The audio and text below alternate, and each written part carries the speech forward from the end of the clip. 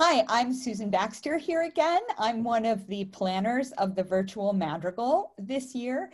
I'm here with our wonderful costume designer, Melissa Bialko, who dresses us in those fabulous costumes every year to make us feel like we are really in our old-time Madrigal, and really sets us up for the Christmas spirit. And while I'm introducing her, she would also like you to know that no matter what season of the year we're in, you have to remember to spay and neuter your pets. So I'm just going to turn it over to Melissa. She's going to help you get in the spirit of Madrigal by how you do your hair, makeup, and clothes. Melissa? Thanks so much, Susan. I am so excited to be here helping those courtly kings and queens out there, probably a jester or two, get ready and get all dressed up for our 2020 virtual Madrigal celebration. And I'm going to tell you how you can get ready with things right out of your own closet. So let's get started. When I begin a design process, when any designer begins a design process, we look to primary resources, and those are resources from the era. For this era, we have illuminated manuscripts, diaries, effigies, tapestries, the list goes on and on. So we have a lot of beautiful things to look at, and I encourage you to do some research at home because it's really gorgeous stuff.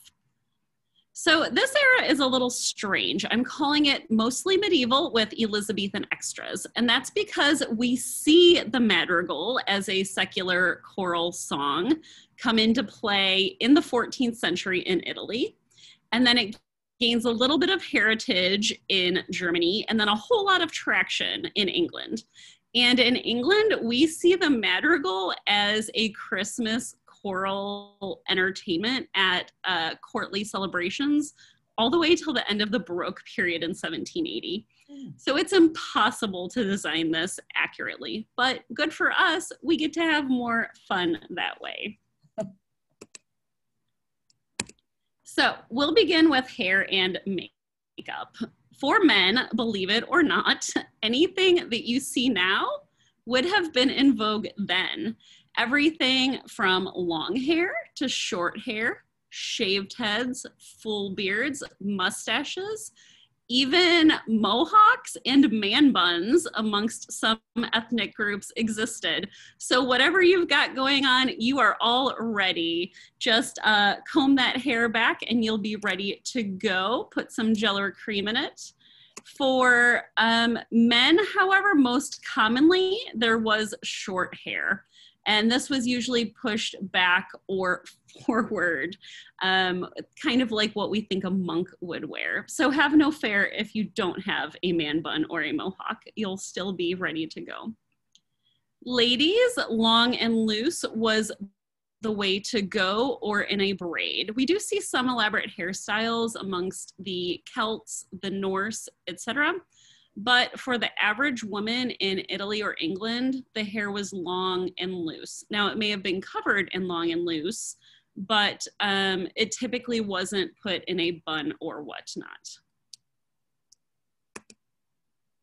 For women, the makeup ideal was very high arched eyebrows, darkened, and a very high hairline achieved by plucking. Women even used depilatory cream on their foreheads, upper lips, underarms, so on and so forth. And this high hairline is where we get the term highbrow. Someone with a high hairline was someone who was intelligent and refined.